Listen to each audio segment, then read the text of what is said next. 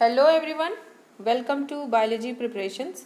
आज के इस वीडियो में हम टैक्सोनॉमी का फोर्थ पार्ट देखेंगे जो है बायोलॉजिकल क्लासिफिकेशन। बायोलॉजिकल क्लासिफिकेशन क्या है, कौन कौन से साइंटिस्ट ने बायोलॉजिकल क्लासिफिकेशन करने में अपना कंट्रीब्यूशन दिया, किस साइंटिस्ट का बायोलॉजिकल क्लासिफिकेशन सबसे ज़्यादा एक्सेप्टेबल है और बायोलॉजिकल क्लासिफिकेशन कैसे किया जाता है। इन सब के साथ वीडियो के लास्ट में हम इस टॉपिक से एग्जाम्स में पूछे गए इम्पॉर्टेंट क्वेश्चंस का एक सेट भी सॉल्व करेंगे, इसलिए वीडियो को लास्ट तक देखें। तो चलिए वीडियो स्टार्ट करते हैं। बायोलॉजिकल क्लासिफिकेशन, तो सबसे पहले समझ लेते हैं कि व्हाट इज़ बायोलॉजिकल क्लासिफिकेशन। तो स्टूडेंट्स, बायोलॉजिकल क्लासिफिकेशन एक आर्ट है या फिर एक मेथड है जिसमें ऑर्गेनिजम्स को आइडेंटिफाई किया जाता है, पहचान की जाती है और उस ऑर्गेनिजम्स के सिग्निफिकेंट फीचर्स या कैरेक्टर के बेसिस पे सिमिलर ग्रुप्स में उन्हें रखा जाता है।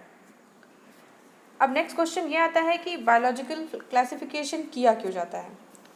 To organize vast number of known plants और एनिमल्स इनटू कैटेगरीज, यानी ज़्यादा से ज़्यादा प्लांट्स और एनिमल्स को उनकी कैटेगरीज में अरेंज करने के लिए ही बायोलॉजिकल क्लासिफिकेशन किया जाता है, जिसमें उस ऑर्गेनिज्म की नेमिंग यानी नामकरण किया जाता है ताकि उसका एक रिकॉर्ड रखा जा सके और फ्यूचर में उसको स्टडी किया जा सके। ये सारी प्रोसेस इजी हो सके इसलिए किया जाता है बायोलॉजिकल क्लासिफिकेशन। तो टैक्सोनॉमी में जो सबसे ज़्यादा एक्सेप्टेबल बायोलॉजिकल क्लासिफिकेशन किसी साइंटिस्ट ने दिया है वो है APD कैंडोल के थ्रू दिया गया बायोलॉजिकल क्लासिफिकेशन। इन्हीं की बायोलॉजिकल क्लासिफिकेशन सबसे ज़्यादा एक्सेप्टेबल है। अब देखते हैं ये इन्होंने किया कैसे। बायोलॉजिकल क्लासिफिकेशन करने के लिए इन्होंने पहले दो मेजर ग्रुप्स बनाए, पहला एम्पिरिकल क्लासिफिकेशन का ग्रुप और दूसरा रैशनल क्लासिफिकेशन का ग्रुप। तो सबसे पहले देखते हैं empirical classification. Empirical classification was based on non actual characters, यानी ऐसे कैरेक्टर्स जो एक्चुअली में नहीं थे। एग्जाम्पल में आप ले लीजिए कि जो भी चीज़ें डिस्कवर इन्होंने की उसको अल्फ़ाबेटिकल ऑर्डर में इन्होंने ऑर्गेनिजम्स को अरेंज कर दिया विदाउट सीइंग द कैरेक्टर्स। जैसे आप एग्जाम्पल में ले लीजिए, लेटर C से आपका कोकोनट भी होता है, कैरेट भी होता है और कैस्टर भी होता है। कैस्टर से ऑयल निकलता है, कोकोनट ऑयल है, एक पाम ट्री है और आपका कैरेट एडिबल रूट है। तीनों डिफरेंट जोग्राफिकल एरियाज़ में ग्रो करने वाले प्लांट्स हैं और डिफरेंट इनका हैबिटेट होता है। फिर भी इन्होंने सिर्फ C लेटर से स्टार्ट होने की वजह से इसे एक ग्रुप में रख दिया।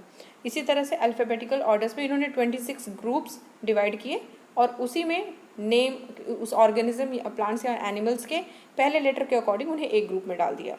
इसलिए कि एक ट्रू क्लासिफिकेशन नहीं था। तो ये आपको समझ में आ गया होगा। अब देखते हैं रैशनल क्लासिफिकेशन, जो कि एक्चुअल कैरेक्टर्स पर बेस्ड था। ये एक प्रैक्टिकल क्लासिफिकेशन था, यानी वास्तव में होने वाला क्लासिफिकेशन था, ट्रू क्लासिफिकेशन था और इसको इन्होंने फर्दर 4 टाइप्स में डिवाइड किया। पहला था practical classification, second artificial classification, natural classification और फोर्थ था एडेंसोनियन, फिनेटिक या न्यूमेरिकल क्लासिफिकेशन। एक एक करके ये सारे क्लासिफिकेशन हम डिटेल में देखेंगे। तो पहला है practical classification. It was based on economic importance, यानी हमारी जो रोज़मर्रा की ज़रूरतें होती हैं उस बेसिस पे इसे क्लासीफाई किया गया था, प्रैक्टिकल यूज़ में था। जैसे कि oil yielding plants, medicinal plants या फाइबर यील्डिंग प्लांट्स, यानी इसी तरीके से उनके इकोनॉमिक इम्पोर्टेंस या हमारे जो रोज़मर्रा या घरेलू यूज़ में जिस तरह से सारे प्लांट्स का यूज़ आता है उन्हें उसी ग्रुप में डाल दिया गया। ऑयल यील्डिंग प्लांट्स में कोकोनट, पाम, कैस्टर सब एक साथ डाल दिए गए, ये उनके हैबिटेट्स और उनकी और अदर क्वालिटीज़ देखे बगैर। ऐसे ही मेडिसिनल प्लांट्स में डाल दिया गया, फाइबर यील्डिंग प्लांट्स में डाल दिया गया। अब इस तरीके से क्लासिफिकेशन करने में क्या प्रॉब्लम आई, एक ही प्लांट कई सारे ग्रुप्स में कॉमन हो सकता है, क्योंकि जैसे कि एक ही प्लांट के कई सारे यूजेस हो सकते हैं। वो ऑयल यील्डिंग भी हो सकता है, वो मेडिसिनल भी हो सकता है, वो ऑर्नामेंटल भी हो सकता है। तो इस तरीके से एक ही प्लांट को कई सारे ग्रुप्स में प्लेसमेंट मिल गई। तो ऐसे था प्रैक्टिकल क्लासिफिकेशन। दूसरा है artificial classification. It was based on 1 or 2 morphological characters. Morphological characters means external characters, वो कैरेक्टर्स जो बाहर से दिखते हैं प्लांट्स या एनिमल्स के, तो उन कैरेक्टर्स पर बेस्ड था हमारा आर्टिफिशियल क्लासिफिकेशन। लिनियस ने जो क्लासिफिकेशन दिया था उन्होंने एक आर्टिफिशियल क्लासिफिकेशन ही दिया था। इस हिसाब से इन्होंने प्लांट्स को फॉलोइंग ग्रुप्स में डिवाइड किया था on the basis of style and स्टेमन। इनका क्लासिफिकेशन फ्लावर के बेसिस पे था, फ्लावर के पार्ट्स के बेसिस पे इन्होंने क्लासिफिकेशन किया था स्टाइल और स्टेमन के अकॉर्डिंग। एक फ्लावर में 4 इंपॉर्टेंट पार्ट्स होते हैं, कैलिक्स, करोला, एंड्रूशियम, गाइनीशियम। गाइनीशियम में आपका स्टिग्मा, स्टाइल और ओवरी इंपॉर्टेंट होता है पार्ट, और आपका एंड्रूशियम में स्टेमन इंपॉर्टेंट होते हैं, एंथर एंड फिलामेंट। तो इन्होंने मेल पार्ट और फीमेल पार्ट के बेसिस पे फ्लावर के इन्होंने क्लासिफिकेशन किया। अब स्टाइल और स्टेमन के बेसिस पे इन्होंने मोनोएंड्रिया यानी वो प्लांट जिसमें एक स्टेमन होता है, एग्जाम्पल कैना। ऐसे ही डाईएंड्रिया जिसमें 2 स्टेमन्स होते हैं, ट्राईएंड्रिया जिसमें 3 स्टेमन्स होते हैं, ऐसे ही करते पॉलीएंड्रिया जिसमें बहुत सारे स्टेमन्स होते हैं। इस तरीके के ग्रुपिंग में इन्होंने क्लासिफिकेशन कर दिया, प्लांट्स को लिया, उनके फ्लावर्स के मेल पार्ट में इन्होंने स्टेमन्स की काउंटिंग की, स्टेमन और स्टाइल की, इसी के अकॉर्डिंग इन्होंने इतने सारे ग्रुप्स डिवाइड कर दिए। यानी इन्होंने फ्लावर को बेसिस बनाया जो कि एक मॉर्फोलॉजिकल कैरेक्टर, एक एक्सटर्नल कैरेक्टर था, तो इसलिए इनका क्लासिफिकेशन आर्टिफिशियल है। इम्पॉर्टेंट ये भी है कि नॉन एंड्रिया या क्रिप्टोगैमिया वो था जिसमें कोई भी स्टेमन नहीं थे, यानी मेल पार्ट था ही नहीं। एग्जाम्पल क्या है, algae, fungi, fern, lichens and moss. और इन्होंने एक ग्रुप आइसोएंड्रिया का भी दिया जिसमें 20 स्टेमन्स होते हैं जो कि अटैच्ड होते हैं कैलिक्स से, यानी कि आपके सेपल्स से अटैच्ड होते हैं, जो ग्रीन पार्ट होता है फ्लावर का। तो ये इनका बेसिस था आर्टिफिशियल क्लासिफिकेशन का, जिसका लिनियस ने सपोर्ट किया था। एक इम्पॉर्टेंट नोट है, प्लिनी और एडलर ने सबसे पहले artificial system of classification use किया था। ये क्वेश्चन इंपॉर्टेंट है, पूछा जाता है, तो इसको ध्यान रखिएगा।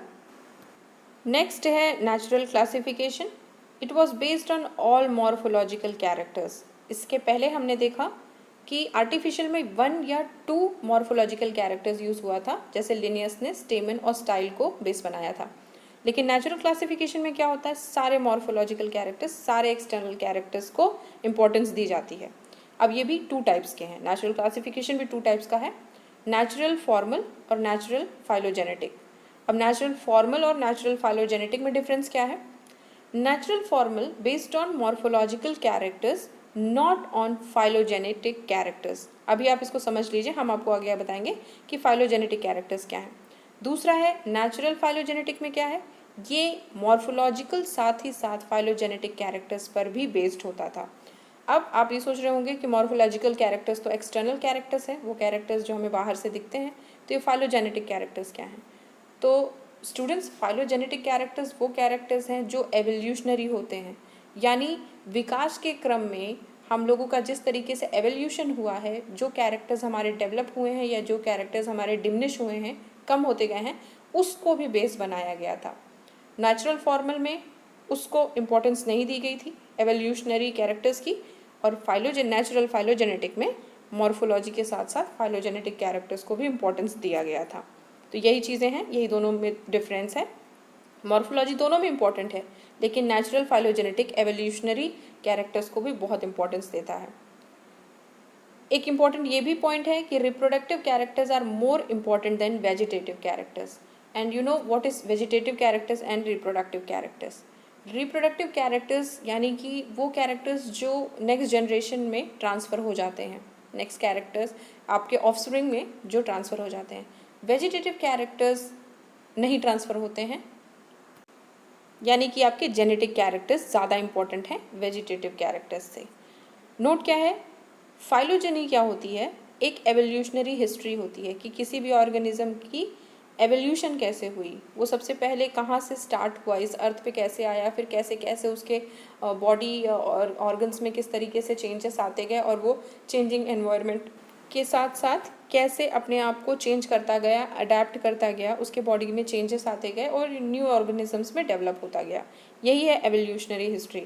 और इसके बेसिस पे क्या होता है, प्रिमिटिव हमेशा एडवांस की तरफ आता है। हम लोग, अगर हम ह्यूमंस की बात करें तो हमारे एंसेस्टर्स ट्रीज पे रहते थे, एप्स एंड गोरिल्लास के फॉर्म में थे, but we human beings are quite different from them. तो आप देख रहे हैं कि आज के मनुष्य में और पुराने हमारे एप्स, गोरिल्लास से जो हमारा एवोल्यूशन हुआ है उसमें कितने चेंजेस आए हैं। तो यही है कि प्रिमिटिव से एडवांस की तरफ होती है एवोल्यूशनरी हिस्ट्री। एक वर्ड है जियोजेनी। जियोजेनी फाइलोजेनी ही है, लेकिन उसी एवोल्यूशनरी हिस्ट्री का जो सीक्वेंस होता है, यानी सबसे पहले किस तरह से किस फॉर्म में लाइफ स्टार्ट हुई, फिर वो कैसे चेंजेस हुआ, धीरे धीरे एडवांस हुआ तो और किस फॉर्म में वो चेंज हुआ, और फाइनली किस फॉर्म में आज के टाइम पर वो प्रेजेंट है। तो यही सीक्वेंस होता है जियोजेनी। फाइलोजेनी आपका एवोल्यूशनरी हिस्ट्री है और जियोजेनी वो सीक्वेंस है एवोल्यूशन का। तो ये दोनों चीज़ ध्यान रखिएगा। अब एग्जाम्पल जैसे आप देख लीजिए, सबसे पहले थैलोफाइटा, प्लांट किंगडम की अगर बात करें तो सबसे पहले थैलोफाइटास का ओरिजिन हुआ, फिर ब्रायोफाइटास, फिर टेरिडोफाइटास, फिर gymnosperm and at last angiosperms का एवोल्यूशन हुआ। तो ये चीज़ आपको अच्छे से समझ में आ गई होगी। नेचुरल अक्सर पूछा जाता है कि ये क्लासिफिकेशन किस किस साइंटिस्ट ने सपोर्ट किया, तो Bentham and Hooker was the one who supported natural classification. अब लास्ट में देखते हैं हम न्यूमेरिकल, फिनेटिक या एडेंसोनियन क्लासिफिकेशन। इसको देने वाले थे Sokal and Sneath. It depended on the similarities and dissimilarities. ये एक सिंपल सा क्लासिफिकेशन था। इसमें सारे कैरेक्टर्स को एक इम्पॉर्टेंस दी गई थी। ऐसा नहीं था कि वेजिटेटिव कैरेक्टर्स कम इम्पॉर्टेंट हैं और रिप्रोडक्टिव या जेनेटिक कैरेक्टर्स ज़्यादा इम्पॉर्टेंट हैं। सारे कैरेक्टर्स को एक तरीके का रखा गया था और जिन जिन ऑर्गेनिजम्स वो कैरेक्टर्स सिमिलर मिलते थे उनको एक ग्रुप में डाल दिया जाता था और डिसिमिलर वालों को किसी दूसरे ग्रुप में डाल दिया जाता था। बस इतना ही याद रखिएगा। इंपॉर्टेंट है कि इसको दिया किसने था, शोकल एंड स्नीथ ने। और न्यूमेरिकल को फिनेटिक या एडेंसोनियन क्लासिफिकेशन भी कहते हैं, ये याद रखिएगा। और इम्पॉर्टेंट नोट में ये याद रखिए कि जो टर्म फाइलोजेनी है वो लेमार्क ने दिया है। ये पूछा जाता है क्वेश्चन में। Ernest Haeckel gave the concept of phylogeny, ये भी इम्पॉर्टेंट है। And Charles Darwin explained phylogeny. Concept तो अर्नेस्ट हैकेल ने दिया था फाइलोजेनी का, लेकिन चार्ल्स डार्विन ने उसे एक्सप्लेन किया था फाइलोजेनी को अपनी बुक ओरिजिन ऑफ स्पीसीज, जो उन्होंने 1859 में लिखी थी।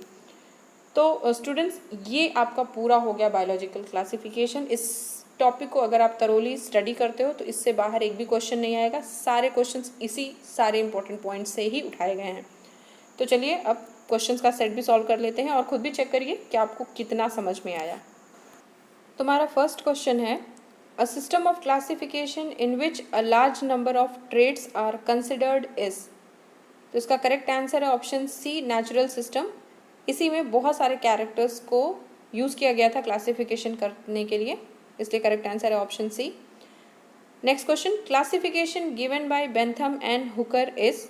तो बेंथम एंड हुकर का क्लासिफिकेशन नेचुरल था, जिसमें बहुत सारे कैरेक्टर्स यूज़ किए गए थे, सारे मॉर्फोलॉजिकल कैरेक्टर्स यूज़ हुए थे, option B. Third question, phylogenetic classification is based on. तो phylogenetic classification is based on evolutionary history, so the option is option D, common evolutionary descent. System of classification used by Linnaeus was, then Linnaeus used artificial system of classification, option B is correct. Next question, artificial system of classification classified plants on the basis of. So in artificial classification, one or two morphological characters were used. That's why the answer is option A.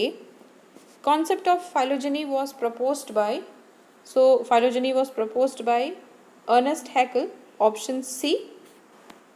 Next question is, phylogeny refers to, so phylogeny refers to evolutionary history, option D. Evolutionary classification is called, option C, phylogenetic system. Next question, which system classifies a plant in more than one group? Practical classification will be the answer. A, oil yielding plants, medicinal plants and fiber yielding plants. इसका example हम लोगों ने देखा था। Last question है, artificial system of classification was first used by, option C, Pliny the Elder. तो students, आज हमने बायोलॉजिकल क्लासिफिकेशन समझा और उसके क्वेश्चन सॉल्व किए। तो मुझे कमेंट सेक्शन में ये ज़रूर बताएं कि ये टॉपिक आपको कितना समझ में आया और आपको क्वेश्चंस कैसे लगे। तो फिर मिलते हैं एक नए वीडियो में एक नए टॉपिक के साथ। Till then, take care and good bye.